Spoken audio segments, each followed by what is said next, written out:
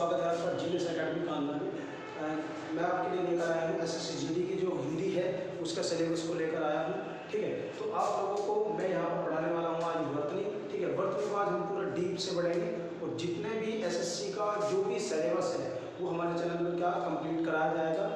ठीक है, डेली हमारे इस चैनल पर आपको 3 से 4 क्लासेस मिलेंगी।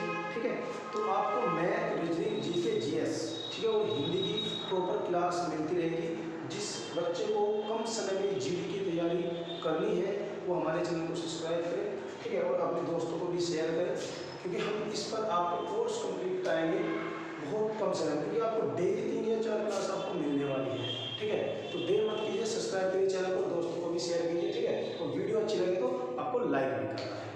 ठीक है, तो आज हम लेकर चलते हैं अपना वर्तनी का टॉपिक। आज टॉपिक जो वर्तनी है आपने आज तक पढ़ा होगा, आपने उसको रटा होगा। आपको रटना नहीं है, आपको समझना है कि उसमें कॉन्सेप्ट क्या चल रहा है। तो रटते हैं, गलती ज़्यादा वही करते हैं, आपको समझना है। ठीक है, तो चलिए स्टार्ट करते हैं।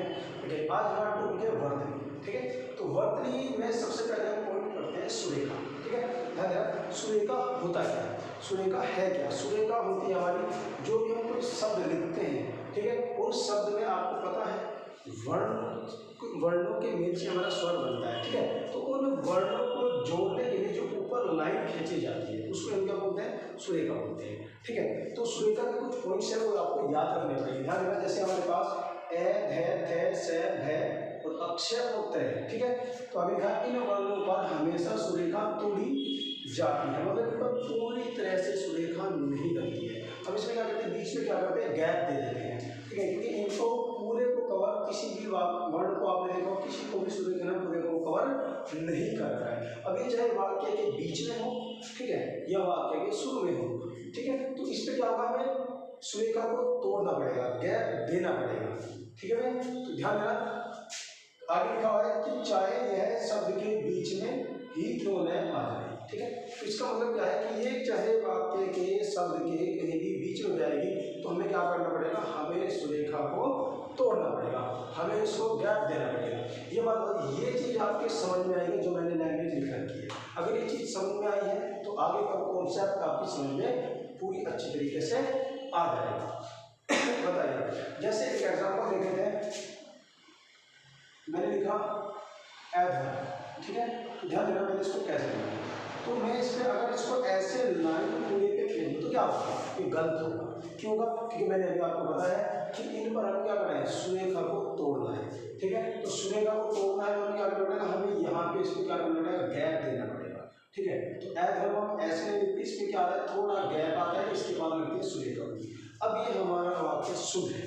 ठीक है, ध्यान रखना कि सुरेखा में भी गलती हम करते हैं। ठीक है, अब एग्जाम्पल इन बारीक बारीक चीज़ों को क्या करता है, एग्जाम्पल बार बार बार बार रिपीट करता है। ठीक है, तो ध्यान रखना सुरेखा से कोई गलती नहीं होनी चाहिए। जितने भी ये वर्ण हैं, ठीक है, इन सभी वर्णों को आपको ध्यान से पढ़ना है। ठीक है, और इन पर देखना है कि सुरेखाओं किस प्रकार से लगाते हैं।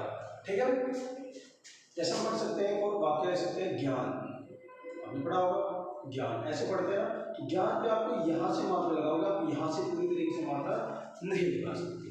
ठीक है, जैसे आप पढ़ सकते हो, इसमें ध्रम है, ध्रम ध्रम, तो ध्रम पे आप देखो, ध्रम को मैं बनाता हूँ, ध्रम ध्रम है, ध्रम पे आप ऐसे थोड़ी मात्रा लगाओगे, सुरेखा ऐसे लगेगी, ध्रम पे नहीं लगेगी। आप कैसे बनाओगे ध्रम को, आपको ध्रम बनाना है इस प्रकार से, ध्रम। ठीक है, इस पे पीछे से सुरेखा लगेगी, इसके पूरे में सुरेखा नहीं आएगी। मतलब सुरेखा का कॉन्सेप्ट क्लियर हो।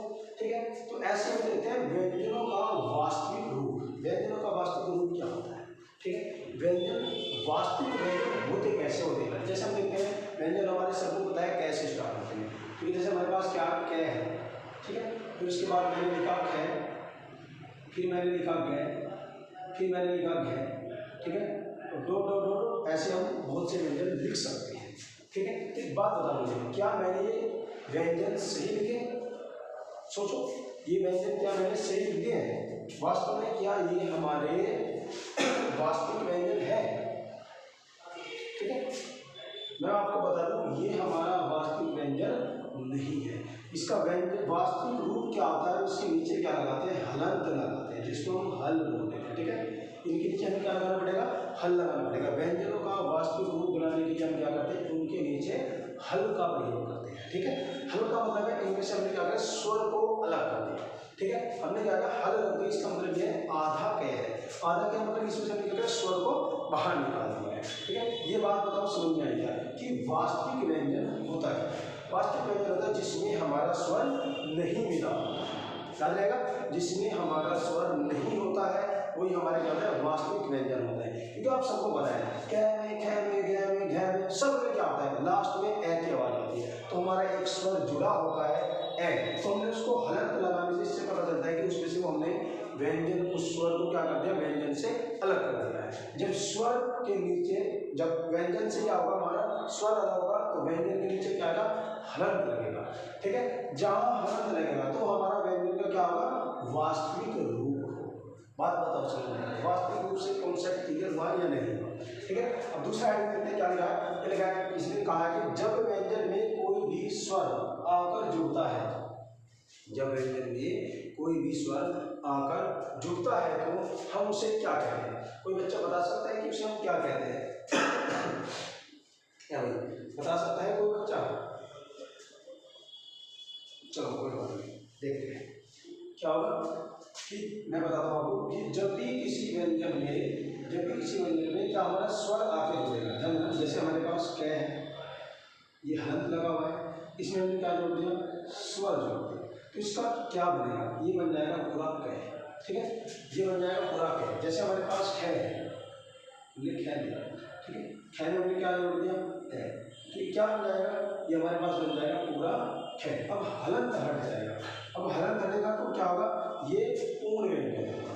ठीक है, जैसे हमने गै ले रखा है, गै लो, जैसे हमने गै लिया है और गै में हमने क्या जोड़ दिया है, हमने एक स्वर जोड़ दिया, तो ये क्या बन जाएगा, गै। ठीक है, पूरे गै करने वाला। तो ये जितने भी मैंने लिए हैं इस प्रकार से, जो ये लिए हैं, ठीक है, जो ये स्वर जुड़कर बने हैं, जो व्यंजन का निर्माण हुआ स्वर जुड़कर, तो उनको हम बोलते हैं पूर्ण व्यंजन। क्या बोलते हैं, पूर्ण व्यंजन।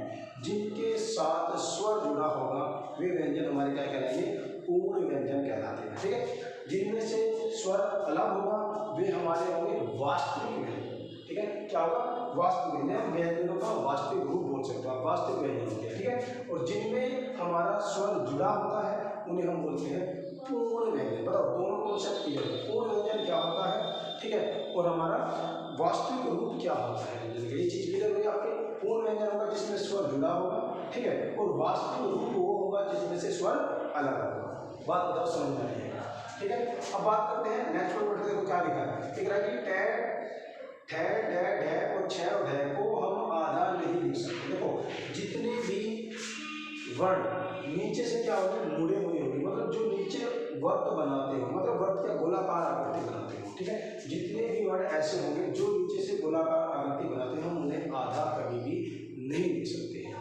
ये बात नोट कर लीजिए। ठीक है, जितने भी ये वर्ण है हम इनको कभी भी आधा नहीं लिख सकते हैं। अगर इनको हम आधा लिखते भी है तो क्या करते हैं, इनके नीचे हल लगाते हैं। क्या लगाते हैं, हल लगाते हैं। जब ये किसी वाक्य के साथ आएंगे इनको हम आधा नहीं लिख सकते हैं। इन सब वाक्यों को क्यों नहीं लिख सकते, क्योंकि हम अगर इन्हें आधा लिखेंगे तो ध्यान देना, अगर मैं ये सुरे का, अगर मुझे टै को आधा लिखना हो, इस टै को मुझे आधा लिखना हो तो कैसे लिखा जाएगा। अब आधा तो टै ऐसे आ रहा है तो सुरेखा से क्या आ जाएगा, हट जाएगा, और सुरेखा से हटेगा तो ये नीचे गिर जाएगा। तो इसे हमें नीचे नहीं गिरने देना है। ठीक है, नीचे गिरने से बचाना है तो हम क्या लिखते हैं, तो अगर हमें टै को आधा लिखना हो तो हम क्या लिखते हैं, टै को ऐसे लिख के उसके नीचे क्या लगा देंगे, हल लगा देंगे, तो ये आधा बन जाएगा। इसका मतलब क्या है, आधा व्यंजन कब होता है, जब उसमें जो स्वर बाहर होता है, तो इसका मतलब टै में से ए बाहर निकल चुका है।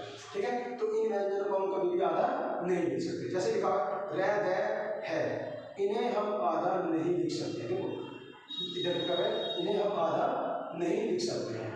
ठीक है, यदि इन्हें आधा लिखना हो तो हमें क्या करना पड़ेगा, देखो लिखा हुआ है, यदि इन्हें आधा लिखने के लिए हमें क्या करना पड़ता है, हल लगाना है। ठीक है, हमें क्या करना पड़ता है, हलंत लगाना पड़ता है। इसको हल बोला है ना, तो उसको हम हलंत बोलते हैं, तो वो हल लगाते हैं इनको आधा लिखने के लिए। बात समझ में आई, कॉन्सेप्ट क्लियर, कोई रॉकेट साइंस नहीं है यार। ठीक है, इतना कर सकते हो। ध्यान रखना, अब एक को आपने देखा, देखो दै का संयुक्त रूप देख रहा है। ठीक है, अब इन वाक्यों में बहुत ज़्यादा मिस्टेक होती है, वर्त में गलत यही की होती है। ठीक है, जो आगे आगे आपका कॉन्सेप्ट चलता जाएगा, आपका सारा टॉपिक इम्पोर्टेंट होता जाएगा, नीचे जितना जाएंगे वर्तनी में इतना ही इम्पोर्टेंट टॉपिक है, ठीक है।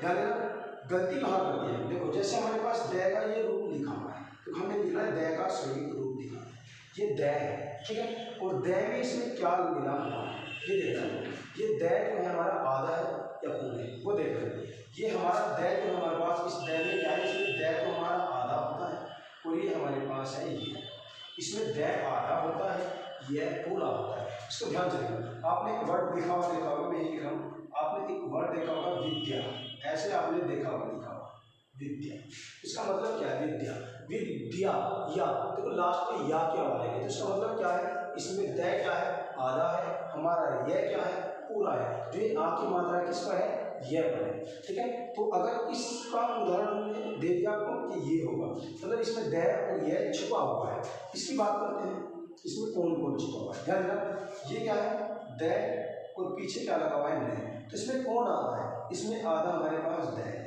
तो आधे को दिखाना है तो हम क्या करेंगे उसके आगे हल करते हैं, ठीक है। बात समझ आ रही है। नेक्स्ट देखते हैं, हमारे पास ऐसे लिखा है दै और भय, देखो हमें क्या लिख रहा है इसमें आधा भय, लेकिन इसमें भय आधा नहीं है, भय कौन है इसमें, भय इसमें क्या है पूरा है, ठीक है। दै क्या है इसमें दै है आधा, तो दै को हल किया है ना। ये बहुत बारीक बारीक बातें हैं जो हम नहीं जानते हैं और ज़्यादातर गलती हमारी ये होती है, ठीक है। तो आपको देखना है कि अगर कोई शब्द ऐसे लिखा हुआ है, किसी शब्द में कोई ऐसा वर्ड आया है तो उसका मतलब क्या है, जो नीचे है वो पूरा है, जिसके नीचे है वो आधा है, ठीक है। ऐसे देखते हैं इसको क्या होगा, तो इसमें लय क्या होगा, लय हमारा पूरा होगा, इसमें दै हमारा क्या होगा आधा होगा। आधा लगाने के लिए क्या करेंगे हलंत लगाएंगे, ठीक है। फिर देखते हैं इसमें क्या है, देखो हम पढ़ते हैं इसको दै आधा है, ऐसे पढ़ते हैं आधा वै आधा वै, ये आधा वै नहीं है, ये दव है, मतलब दै पहले लेगा वै बाद में दव है ना, अगला दव, तो दै होगा आधा वै होगा उसमें पूरा, ठीक है।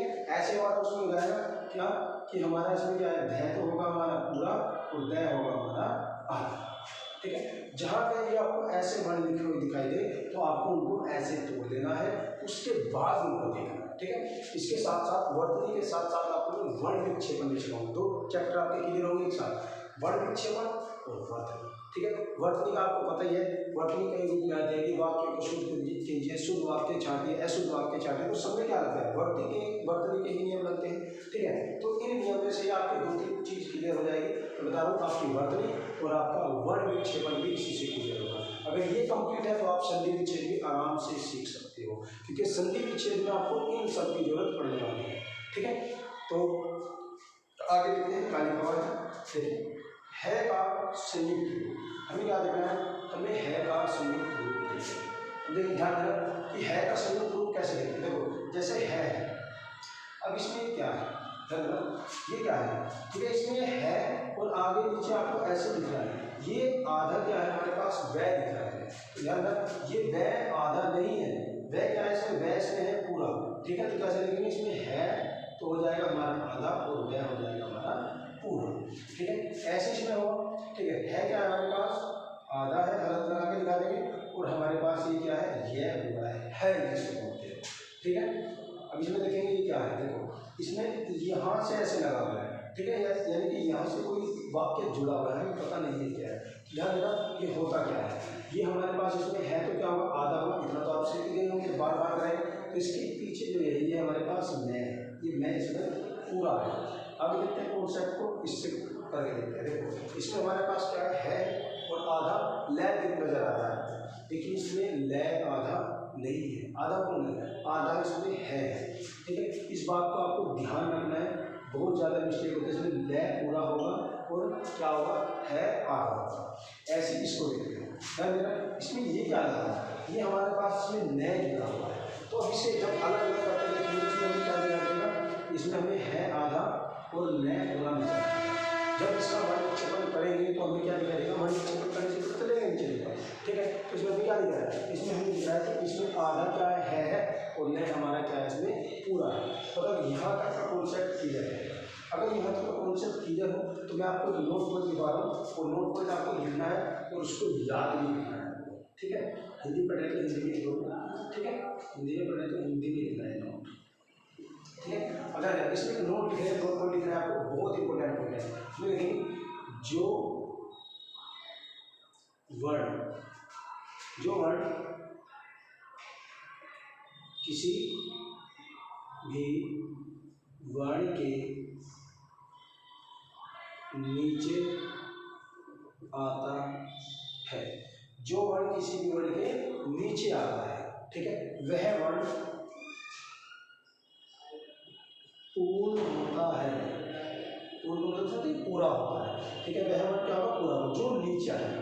क्या होगा? जो वर्ण किसी भी वर्ण के नीचे आता है वह वर्ण पूर्ण होता है। पूर्ण मतलब पूरा होता है। जो नीचे आता है वो क्या आता है? पूरा होता है। फिर जिसके नीचे आता है, मतलब जिसके नीचे आता है, जिसके नीचे आता है वह वर्ण आधा होता है, वह वर्ण आधा होता है। ये बात बता समझ कि जिस वर्ण के नीचे आता है वह वर्ण हमारा क्या होता है? आधा होता है। वही तो करा हमने, देखो जिस वर्ण के नीचे होगा, ठीक है, जिस वर्ण के नीचे होगा वो आधा होगा, जो वर्ण नीचे होगा वो हमारा क्या होगा? पूर्ण वर्ण होगा। ये बात बताओ समझ में आई है क्या? अगर ये बात समझ में है तो आगे देखते हैं, ठीक है भाई। तो किसी भी बच्चे को अगर नोट्स बनाने हैं तो वो क्या कर सकता है? स्क्रीनशॉट ले सकता है, ठीक है। जिस बच्चे को नोट्स बनाने हैं, ठीक है, तो इसके नोट्स लेना, मैं आगे से हट रहा हूँ, ठीक है। आप इसका स्क्रीनशॉट ले सकते हो नोट्स बनाने के लिए, ठीक है भाई। अगर आपने स्क्रीनशॉट ले लिया हो तो इससे आगे का टॉपिक जो है देखते हैं, ठीक है। इससे आगे का टॉपिक देखना है।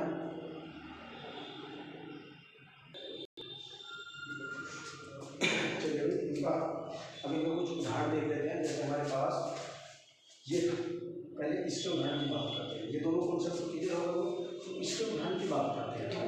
मैं इसके उदाहरण यहाँ समझा रहा हूँ, यहाँ लगा देंगे, ठीक है। एक सेकंड रुकना अभी,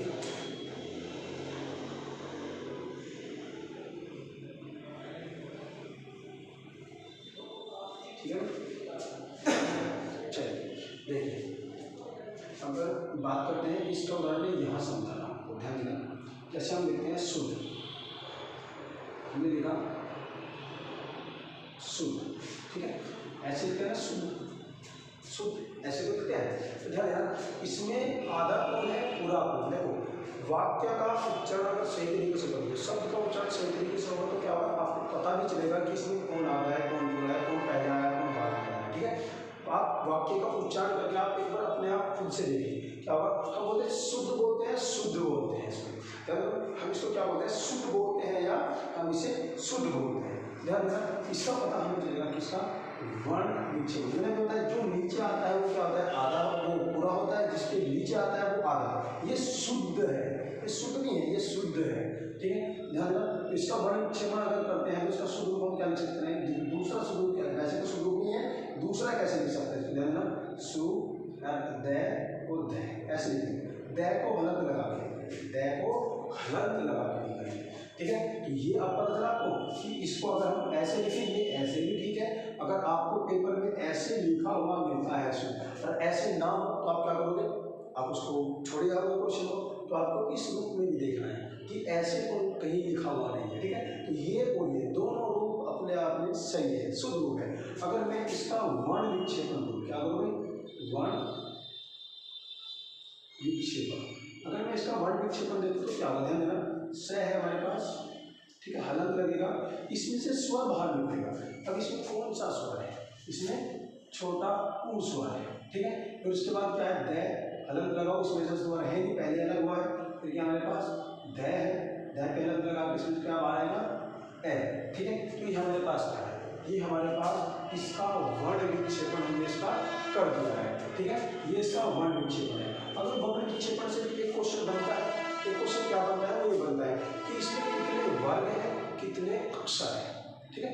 पूछेगा शुद्ध शब्द में कितने वर्ण हैं, वो सॉरी कितने वर्ग हैं और कितने अक्षर है, वो आपको देखना है, ठीक है। ध्यान देना, इसमें कितने वर्ग हैं, आपको दो पॉइंट देखना है। आपको इसमें देखना है कि इसमें कितने वर्ग हैं, क्या है? इसमें कितने वर्ग हैं और कितने इसके अंदर अक्षर है, ठीक। अब इस वाक्य के अंदर जो हमने जिसका वर्ण विक्षेपण करा है इसमें देखना कितने वर्ग हैं और इसमें कितने अक्षर हैं। याद है वर्ग कितने हैं, वर्ग की बात करेंगे तो आपको सारों को काउंट करना है, स्वर के लेकर सबको एक तरह से काउंट करना है। वर्ण 1 2 3 4 5 कितने वर्ग हैं, इसमें 5 वर्ग है, तो इसके वर्गों की संख्या 5। बात करते हैं अक्षर की, अक्षर कितने हैं, अक्षर कितने हैं। जो इसमें अक्षर की जब बात करेंगे तो इसमें अक्षर टोटल कितने होते हैं, तो जो पूरे होते हैं इसमें पूरा कौन है, ध पूरा है तो इसमें एक अक्षर होगा, ठीक है। एक ये पूरा है क्योंकि इसके पीछे क्या है, स्वर आया है तो इसमें 2 अक्षर होंगे। ये द जो आधा है, आधे को हम काउंट नहीं करते। जब भी अक्षर की बात करेंगे, जब भी अक्षर पूछेगा कितने अक्षर है और कितने वर्ग हैं, अगर वर्ग की बात करते हैं तो सारों को काउंट करना है, ठीक है। अगर अक्षर की बात करता है तो अक्षर को आपको देखना है जो इसमें पूर्ण है, ठीक है। अब पूर्ण अपूर्ण का कैसे पता चलेगा, ध्यान देना, जिस भी वाक्य या जिस भी वर्ण के पीछे तुरंत स्वर आता है, जिस भी वर्ण, देखो मैं बहुत इंपॉर्टेंट बात बोल रहा हूँ, ध्यान देना कि जिस भी वर्ण के पीछे स्वर आता है, ठीक है, वो वर्ण पूर्ण होता है। जिस भी वर्ण के पीछे स्वर आता है वो वर्ण पूर्ण होता है। क्यों? क्योंकि ये जो स्वर जिसके पीछे आया है अपने से पहले आने वाले वर्ण को स्वर पूरा कर देता है, ठीक है। स और उ मिलकर क्या बना देगा, पूरा स बन जाएगा, ठीक है। तो हमारा क्या बन जाएगा, सु बन जाएगा, है ना, सु बन जाएगा। तो ऐसे ध और जब ध ए में मेल करेगा तो क्या बनेगा, ध बन जाएगा, है ना। तो इसको पूरा कर देगा। तो जो भी किसी भी वर्ण के तुरंत बाद स्वर आता है तो उससे पहला, स्वर से पहला वर्ण पूर्ण बन जाता है, ठीक है। तो इसमें कितने अक्षर हैं, एक ये है, एक ये, ठीक है। तो कितने अक्षर है, 2। वर्ग कितने हैं, वर्ग हमारे पास कितने हैं, इसमें वर्ग हमारे पास 5 है। मतलब जितने भी अक्षर इसमें अलग अलग हो रहे हैं वे सारे हमारे पास क्या है, वर्ग है। ये बात बताओ समझ में आई है, बताइए। चलो देखो एक वाक्य और देखते हैं, एक उदाहरण और देखते हैं। ये द्वंद्व, ऐसा था द्वंद्व। अब बताइए द्वंद्व का वर्ण विक्षेपण कैसे, या द्वंद्व में कौन आधा है कौन पूरा। अब देखो ये द्वंद्व है या वर्ग है, कैसे बोलोगे उसको, द्वंद्व बोलोगे या द्वंद्व बोलोगे। आवाज इसकी पहले द व, यानी कि द क्या है, इसमें आधा है, व इसमें पूरा है। अगर इसका सही रूप लिखने की कोशिश करेंगे तो कैसे लिखा जाएगा, ये हमारा ऐसे लिखा जाएगा कि इसमें क्या होगा, द होगा, हलंत करके द पूरा होगा, ठीक है। ये बात बताओ समझ में आएगी कि इसमें द क्या है, हमारे पास आधा है हमारे पास, और वह हमारे पास क्या है, इसमें पूर्ण है। बात बताइए समझ में आएगा। तो इसमें आधा तो न है, ठीक है। फिर क्या है, द भी क्या होगा, इसके पास आधा होगा और वह होगा पूर्ण। अब ये बनेगा, ठीक है। अब ये वाक्य बनेगा हमारा, ठीक है। जो नीचे आता रहता है, जो किसी भी वर्ण के नीचे जो भी वर्ण आएगा वो वर्ण पूरा होगा, और जिसके नीचे आएगा वो वर्ण क्या होगा, आधा होगा। जो नीचे आएगा वो पूरा और जिसके नीचे आएगा वो आधा। तो अब किसी वाक्य का वर्ण विक्षेपण करते हैं तो कैसे देखो, वर्ण विक्षेपण ये दे दो, ठीक है। वर्ण विक्षेपण देखते हैं कैसे, देखो द अपने आप में आधा अक्षर, इसमें स्वर पहले लिखना हुआ है, ठीक है। फिर उसके बाद क्या है हमारे पास, वह है, वह पे हलंत लगाओगे, वह में से क्या निकालोगे बाहर, ए, स्वर निकल जाएगा, ठीक है। फिर क्या होगा, उसके बाद हमारे पास न है, न अपने आप में पहले आधा है तो हलंत लगा दोगे। उसके बाद क्या होगा, द, ठीक है, द अपने आप में आधा है, उसके बाद क्या हो जाएगा आपका वह, और वह में क्या करोगे, हलंत लगाओगे और ए अलग निकालोगे। ये कॉन्सेप्ट बहुत समझ रहे हैं। वर्ण विक्षेपण करना सबका है कि वर्ण विक्षेपण करते कैसे, ठीक है। जो भी हमारे पास व्यंजन है उसमें से क्या करना है, स्वर को अलग कर देना। अगर किसी की मात्रा भी है उस मात्रा को भी उस स्वर के रूप में लिखकर अलग से शो कर देते हैं। बताइए बात समझ में आई है। अगर वर्ण विक्षेपण आपका सही हुआ है तो बताइए, किसी बच्चे ने कोशिश की थी करने की, ठीक है भाई, नहीं की होगी। बात करते हैं इसमें वर्ग, इसमें वर्ग कितने होते हैं और इसमें अक्षर कितने होते हैं, ठीक है। इसमें वर्ग कितने होंगे और अक्षर कितने होंगे, काउंट करो। वर्ग की बात करें तो वर्ग में तो सारा काउंट करना है, तो 1 2 3 4 5 6 7, है ना। कितने वर्ग होंगे, 7। और अक्षर कितने होंगे, देखो जिसके पीछे स्वर आया है उसको ही काउंट करना है। देखो इसके पीछे आया तो पूरा 1, इसके पीछे नहीं आया, ये आधे आधे, इसके पीछे आया तो कितना आ गया 2। तो कितने पूर्ण अक्षर हैं, तो कितने हैं, 2, तो वही होंगे 2। देखो 2 ही हैं, एक ये वह पूरा है, एक ये वह पूरा है, न भी आधा है, ये द भी आधा है, ये द भी आता है, ठीक है। तो कितने हो जाएगा आपके पास, 2 अक्षर, और आपके पास क्या हो जाएंगे, वर्ग कितने हो जाएंगे, 7 हो जाएंगे वर्ग, ठीक है। ये बात बहुत समझ में आई है। अब देखते हैं अपना है का एग्जाम्पल देखते हैं, एक सेकंड रुकिए, ठीक है। वैसे जगह है इसमें यहाँ से, ठीक है, इसमें यहाँ जगह है, यही कर देंगे। देखो उसका एक एग्जाम्पल देखते हैं हवेली। जैसे हमारे पास क्या है, जैसे हमारे पास एक एग्जाम्पल है, बोलो एक शब्द है वेहेल, ऐसे बोलते हैं, ठीक है।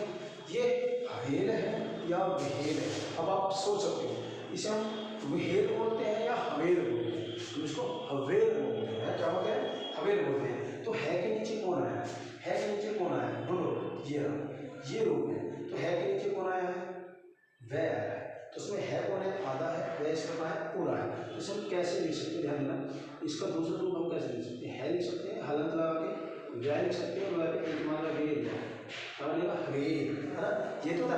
इसको हम क्या बोल सकते हैं, हवेल। आप समझ में आई बात। अब इसका वर्ण विक्षेपण करो तो कैसे होगा, वर्ण विक्षेपण से सारी कमियां दूर हो जाती है। मैं साथ साथ बता रहा हूँ आपको, मैंने पहले बताया था आपको वर्तनी और वर्ण विक्षेपण दोनों एक साथ होगा, आपके 2 चैप्टर एक साथ किए जाएंगे, ठीक है। वर्ण विक्षेपण भी आपकी एसएससी जीडी में आता है और आपकी वर्तनी भी जीडी में आता है। कम से कम आपके 4 या 5 क्वेश्चन इस टॉपिक से मिलने वाले हैं, तो आपको ध्यान से पढ़ना है, ठीक है। तो बात करते हैं हवेल का वर्ण विक्षेपण होता है। देखो वर्ण विक्षेपण जब इसका करेंगे तो क्या करेंगे, इसमें सब अलग अलग करना है आपको। तो है हमारे पास आधा है, हलंत लगा दोगे पहले, ठीक है। फिर है वह, अब वह में हलंत लगाओगे। अब इसमें से ए निकालोगे या क्या निकालोगे, देखो जो स्वर जुड़ा है उसे बाहर निकालना है। कौन सा स्वर जुड़ा है, तो इसमें एक ही मात्रा है, एक ही मात्रा ये एक, तो उसे ए को लिख दोगे, ठीक है। उसके बाद हमारे पास क्या है, ले पे हलंत लगाओगे, ठीक है। तो ले से कौन बाहर निकलेगा, ए बाहर निकलेगा, तो उसे ए को बाहर निकालोगे, आप क्या करोगे, 100 करोगे। उसके बाद देखते हैं वही दोनों पॉइंट फाइंड करो। इसमें वर्ग कितने हैं और अक्षर कितने हैं, इसमें आपको क्या काउंट करना है, वर्ग देखना है, और इसमें आपको अक्षर काउंट करना है कितने हैं। तो कितने वर्ग है इसमें वर्ग है, ध्यान देना कितने वर्ग है, 1 2 3 4 5, तो कितने वर्ग है, 5 वर्ग। जब भी पूछेगा आपको सब काउंट करना है, चाहे आधा हो, चाहे पूर्ण हो, चाहे स्वर हो, चाहे व्यंजन, सब काउंट करना है, ठीक है। लेकिन जब अक्षर पूछता है तो फिर आपको ढूंढना पड़ेगा। अक्षर में आप क्या ढूंढोगे कि कौन सा इसमें वर्ण पूरा है, कौन सा है, किस वर्ण के पीछे स्वर आ रहा है, बस इतना ध्यान रखना, किस वर्ण के पीछे स्वर आया, ले के पीछे स्वर आया तो ये पूरा एक अक्षर है, ठीक है। वह के पीछे स्वर आया है तो ये एक पूरा अक्षर है, पूरे पहले से याद है, तो इसमें कितने रहेंगे अक्षर, 2 अक्षर। ये कॉन्सेप्ट बताइए आपको क्लियर हो, अगर ये कॉन्सेप्ट क्लियर हुआ है, ठीक है। अगर आपको उतारना है, आपको नोट्स बनाने हैं, तो इसके लिए आप इसका स्क्रीनशॉट ले सकते हैं, मैं आगे से बताऊँ तो आप स्क्रीनशॉट ले सकते हैं, ठीक है। चलिए, अगर आपने इसका स्क्रीनशॉट ले लिया हो तो मैं इसे साफ करके इसका 1-2 उदाहरण और देख लेंगे, ठीक है। ध्यान देना, मैं इसे यहाँ से साफ करता हूँ, इतना तो आपने समझी कर ही लिया हो, ठीक है। ध्यान देना, मैं इसे साफ कर रहा हूँ। अब है का 1-2 उदाहरण और देख लेंगे, ठीक है। इसे ध्यान देना, हमारे पास एक वर्ड है ह्यूमस, ये एक वर्ड है, ठीक है। ये क्या है, हमारे पास एक वाक्य है ह्यूमस, एक शब्द है ह्यूमस। तो अब इसमें आपको देखना है कौन पूरा है, कौन आधा है। अब देखो वर्ण का उच्चारण अगर आप करोगे, किसी भी शब्द का उच्चारण करोगे, आपको पता चलेगा इसमें चल क्या रहा है, ठीक है। देखो ये क्या है, इसे आप ह्यूमस बोलोगे या ह्यूमस बोलोगे, आप इसको ह्यूमस बोलोगे, ठीक है। तो इसका मतलब है पहले, ठीक है, और है के नीचे कौन सा रूप है, देखो है का मैंने पहले आपको ऐसा रूप दिखा रखा है, ये रहा, ठीक है। तो इसमें से कौन कौन अलग होगा, इसमें से आपका इसमें आधा है और ये पे छठाऊ की मात्रा है ना, ये तो है। तो इसमें ऊ की मात्रा है, तो इसको हम कैसे लिख सकते हैं दूसरे रूप में, ध्यान देना, ऐसे लिख सकते हैं, है के नीचे अलग लगा के ह्यूमस लिख सकते हैं, नहीं कुछ नहीं किया, बस इसको क्या करते हैं, इसके रूप में तोड़ के लिया, ठीक है। ये इसका रूप है, इस रूप का हमने एक एग्जाम्पल लिया है, ठीक है। तो जब इससे अलग अलग करेंगे, मतलब इसको अलग अलग करना क्या होता है, टुकड़ों में तोड़ना क्या होता है, वर्ण विक्षेपण करना, तो इसको वर्ण विक्षेपण करोगे। इसका जब भी वर्ण विक्षेपण हम करेंगे तो कैसे करेंगे, मैंने अभी बताया आपको, इसमें जो है वो आधा पहले से है, और जो यह है, यह में कौन जुड़ा हुआ है, यह में हमारे पास एक स्वर जुड़ा हुआ है, तो उस स्वर को आपको क्या करना है, हलंत लगा के अलग निकालना है। तो कौन सा स्वर है, छोटा ऊ है, ठीक है, उसे अलग कर देंगे। उसके बाद देखते हैं मैं हमारे पास क्या है, पूर्ण है, इसमें से हलंत लगाएंगे तो बाहर क्या आएगा, है, इसमें से बाहर आएगा, ए बाहर। उसके बाद देखते हैं स एक पूर्ण है तो उसमें क्या लगाओगे, हलंत लगाओगे, ए बाहर निकाल दोगे। ठीक है, अब बात वही करते हैं। देखो आपने क्या पढ़ा, आपने इसकी वर्तनी पढ़ी, इसका सही रूप क्या है, वर्तनी चली रही है आपके साथ साथ में, आप वर्ण विक्षेपण भी सीख रहे हो, साथ साथ में आपको ये भी बताना है वर्ण विक्षेपण क्वेश्चन पूछता है कितने वर्ग कितने अक्षर, तो आपको वर्ग और अक्षर का भी बताना है। ठीक है, अगर इसमें वर्ग की बात करते हैं तो कितने वर्ग हैं, कितने वर्ग हैं, तो सारों को काउंट करना है, 1 2 3 4 5 6 7, तो इसमें कितने वर्ग हैं, 7 वर्ग हैं। ठीक है, और अक्षर कितने हैं, देखो अक्षर कितने काउंट करो मेरे साथ साथ। देखो जिसके पीछे स्वर होगा वही वर्ण क्या होगा, पूर्ण होगा। देखो इसके पीछे स्वर है तो क्या होगा, ये एक पूर्ण वर्ण है, इसके पीछे स्वर है ये एक पूर्ण वर्ण है, इसके पीछे स्वर है ये भी क्या है, पूर्ण वर्ण है। तो कितने अक्षर हैं, 1 2 3, कितने अक्षर है, 3 है। इसमें हमारे पास अक्षरों की संख्या कितनी है, 3 है। बात बताओ वर्ण विक्षेपण करना भी साथ साथ सीख रहे हैं। ठीक है, ये हमारा क्या है, ये हमारा क्या है, वर्ण विक्षेपण। हम ये क्या करें, वर्ण विक्षेपण। हम 2 3 चीज साथ साथ सीखते चल रहे हैं, हमें वर्तनी भी आ रही है, हमें वर्ण विक्षेपण करना है। देखो किसी की भी वर्तनी शूट करनी हो, अगर वो समझ में आ रहा हो तो आपके लिए एक महत्वपूर्ण पॉइंट है जो आपको करना है कि आप उसका वर्ण विक्षेपण कर लीजिए। वर्ण विक्षेपण होती है, आपको उसकी सारी जो दुविधाएं है आपकी वो क्या हो जाएगी, क्लियर हो जाएगी। आपको पता चलेगा कि कौन कहाँ है, कैसे है, उसका उच्चारण कहाँ से हो रहा है। ठीक है, वो आप सबको पता चलेगा आपको कहाँ से, वर्ण विक्षेपण करने से। तो आपको क्या करना है, हर वाक्य का क्या कर देना है, वर्ण विक्षेपण करके देखना है। ठीक है, तो नेक्स्ट उदाहरण देखते हैं इसका एक और। जैसे हम लिखते हैं शब्द होता है ब्रह्मा, है ना, हम शब्द पढ़ते हैं ब्रह्मा, क्या पढ़ते हैं, ब्रह्मा। कैसे होता है, ऐसे होता है,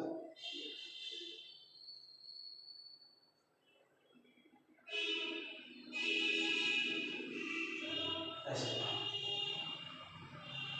ब्रह्मा, है ना, ऐसे होता है ब्रह्मा।